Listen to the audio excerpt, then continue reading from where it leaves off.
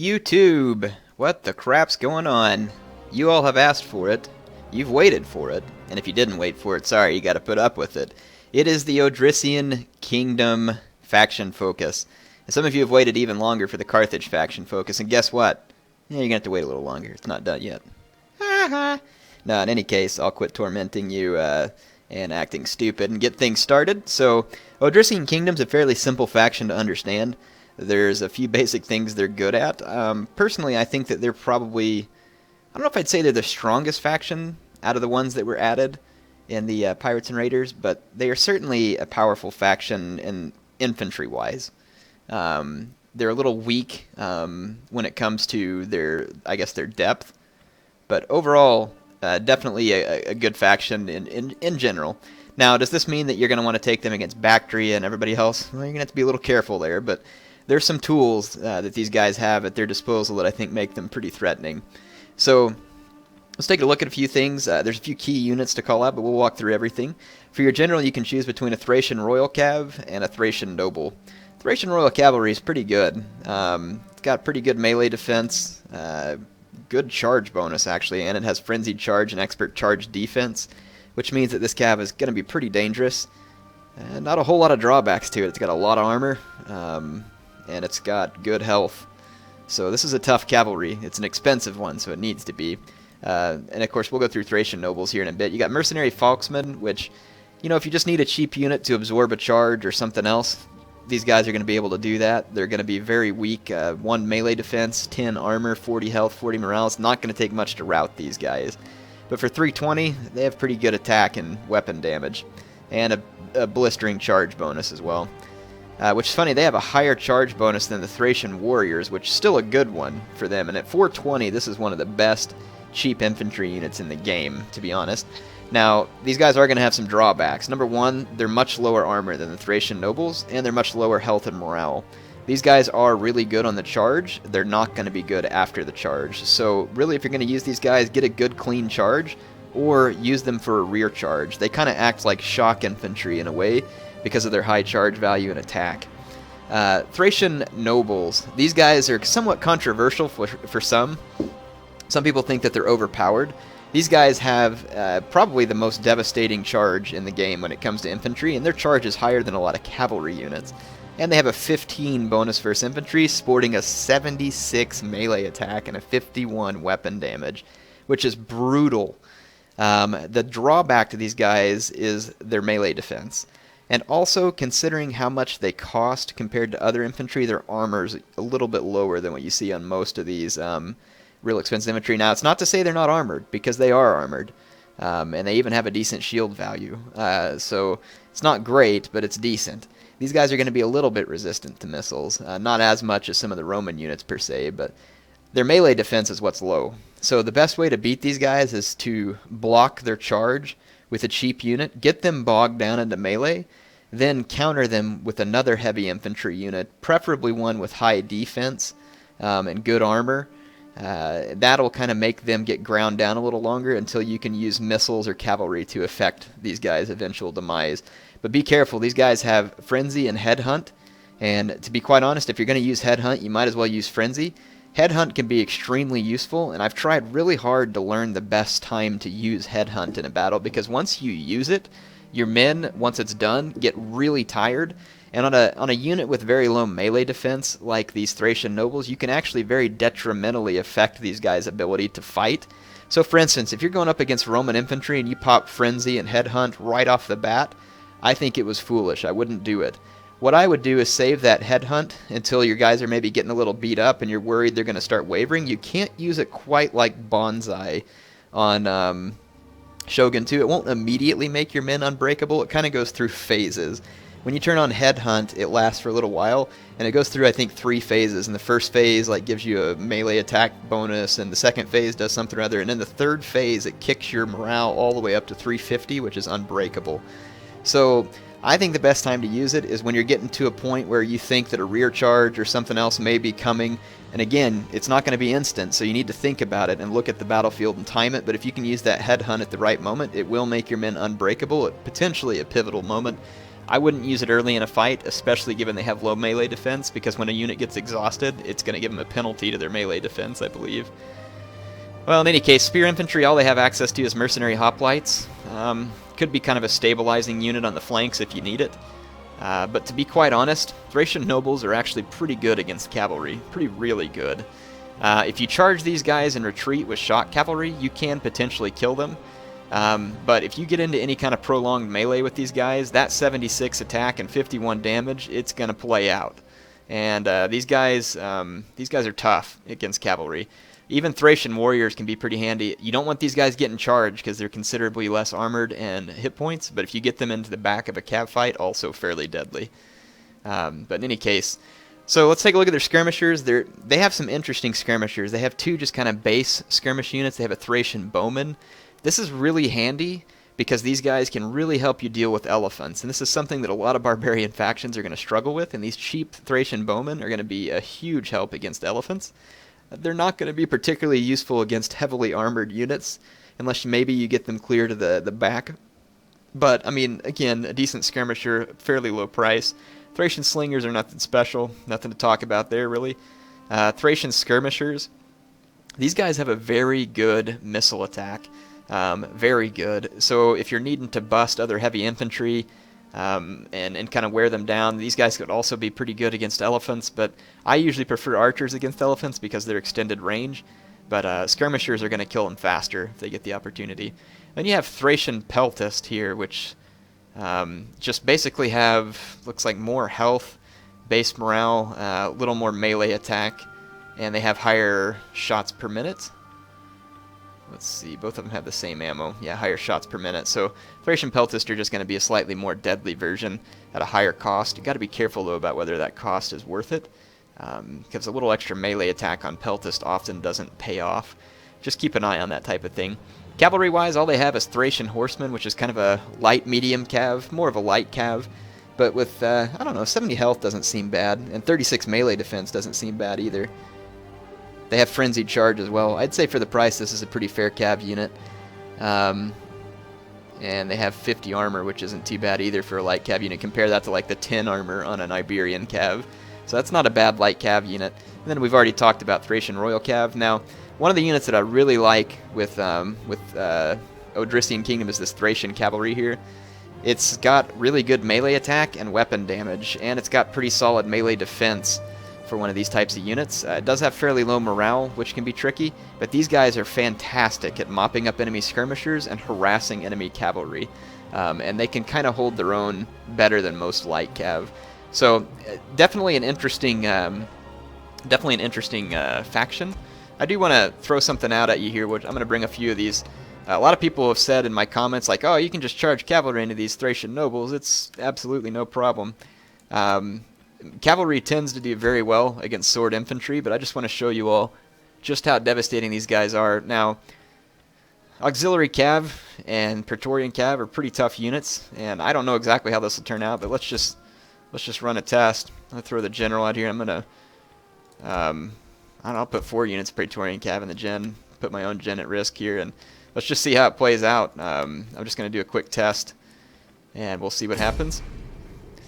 Because, again, a lot of people think the best way to deal with the Thracians is just to cav charge them head on. I don't think that's going to be your best bet. I think you're going to want to absorb their charge with a cheaper unit, pick at them with skirmishers, and then hit them from behind with cavalry, because the Thracian, whoever's going to use the Odrysian Kingdom, is going to end up spending quite a bit of money on Thracian nobles, which means, and if they don't, then to be honest, their infantry line is going to be fairly weak. It'll be high attack, and it'll be great on the charge, but if you just slow it down, the standard infantry for these factions is not very good. Keyboard's giving me a little trouble here. There we go. It's been doing that a little recently. Alright, so just get moving forward.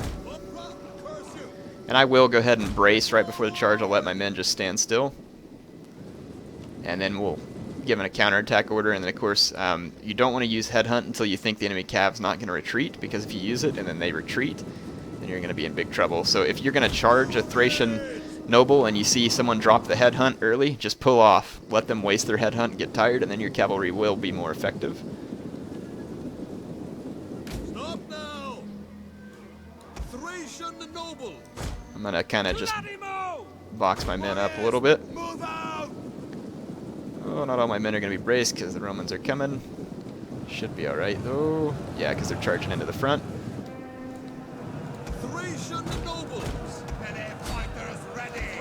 Okay, I'll lose some men initially, for sure.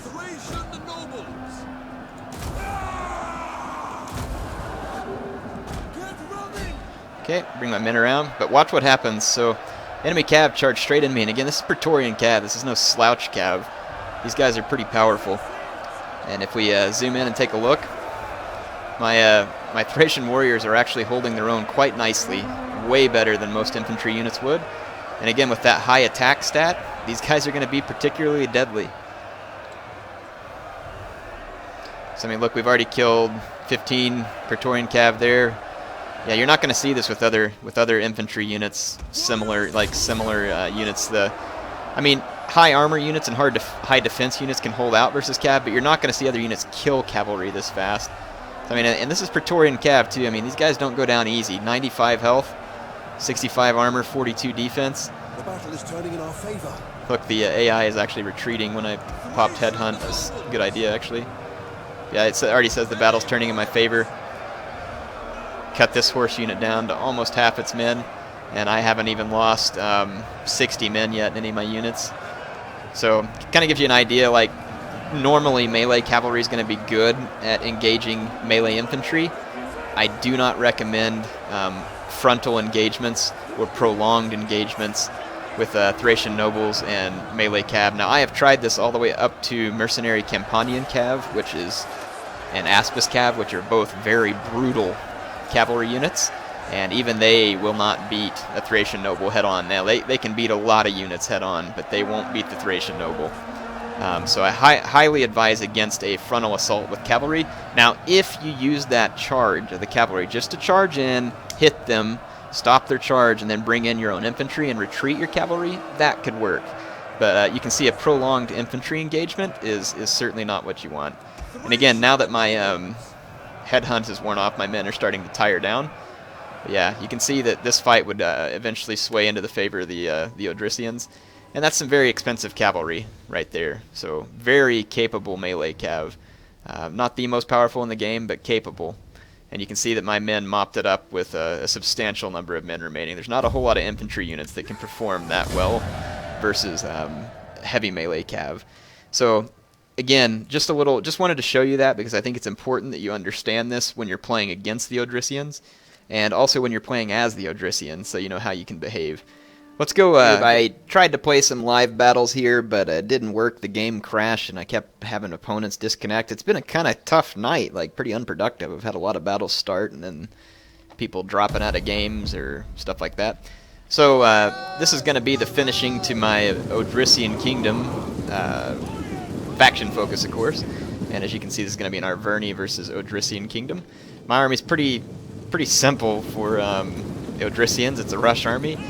I've got 4 Thracian nobles, I believe 4 Thracian warriors, 3 Thracian royal cav, 2 Thracian cavalry, which is the fairly strong skirmish cav. And then I got 1 mercenary Falx unit to soak up enemy charges. So, yeah, my opponent had 2 Gallic hunters deployed, completely unprotected. So that one got destroyed. And Gallic hunters are a guerrilla bow unit, which is cool that they can deploy guerrilla, but you also need spears to protect them from this type of death. And bowmen in Rome 2 just are not going to cause the type of damage that one would hope for. I mean, you're never going to see them be like a Daikyu samurai or a bow monk where they can get a substantial number of kills fairly quick. Not going to happen in Rome 2. Not against most of these targets. He puts his Oathsworn all into shield wall, which is going to give them pretty substantial melee defense. 84, that's pretty hefty.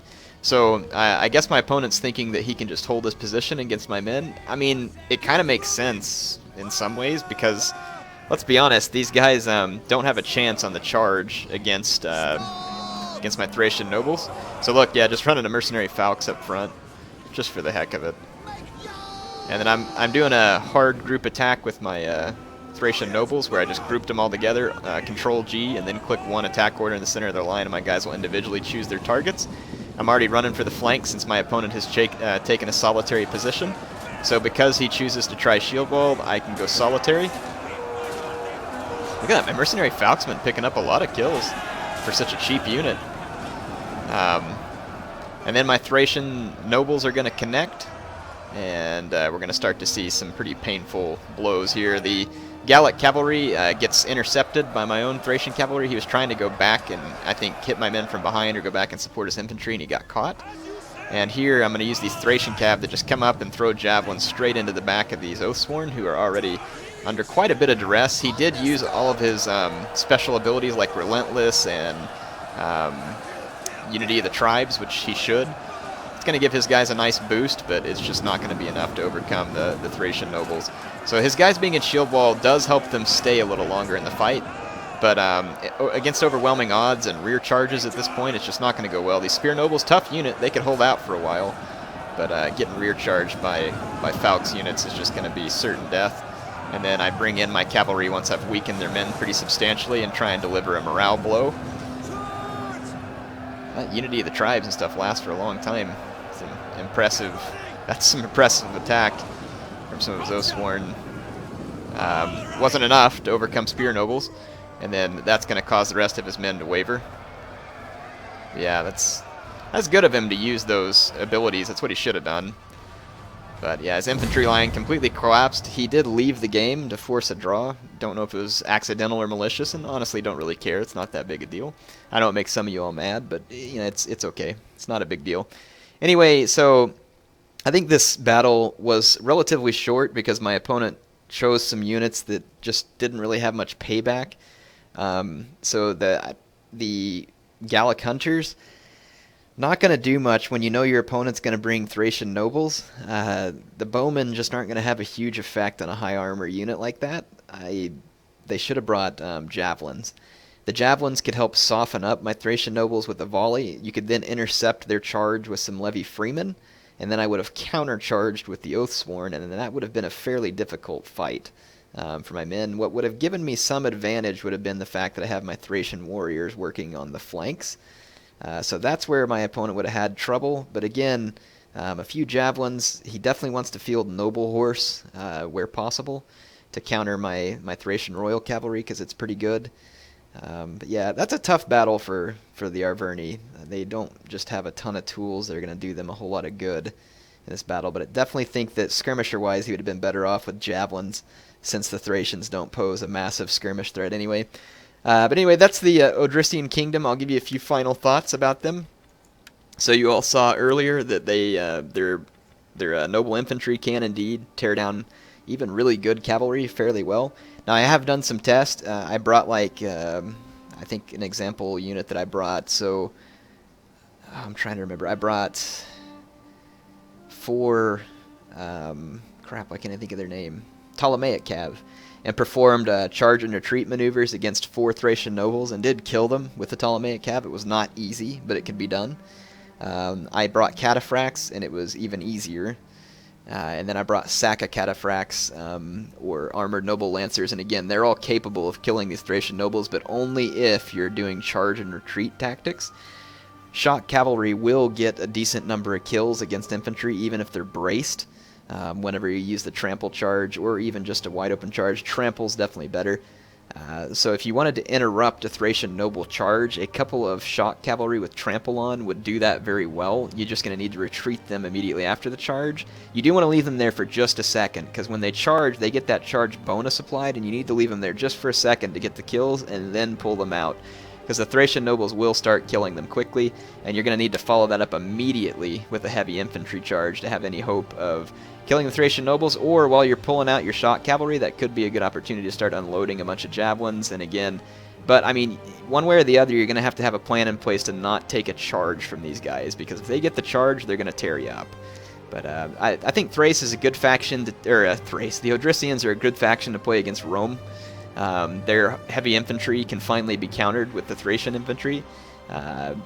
You know, they're not going to be bulletproof versus Rome, but I think they're a good match versus Rome. They're also a good match versus most of the barbarian factions. I think they would be a little bit vulnerable to a horse archer faction. They do have cheap slingers, but still potentially vulnerable to those factions. You could soften up heavy infantry targets with some archer fire, do some other stuff. So yeah, they would be vulnerable to elephants still. Although Thracian nobles, I took one armored elephant that I was using against 4 computer Thracian nobles, set on the normal difficulty, and they killed the armored elephants. I was trying to charge around and move around, but they killed my armored elephants. Now, my armored elephants did get 300 and something kills, which technically pays for it, but I'm just saying that they killed the armored elephants, which is extremely impressive for an infantry unit. I don't even think you could take most spear units and do that. Usually pikemen are the only ones who can. So that's something to be aware of. I hope you all enjoyed this look at the Odrysians. Really a great faction, and honestly, I think that they were a great addition in the Pirates and Raiders, and they're pretty fun on campaign too. Anyway, Heir of Carthage signing off for now.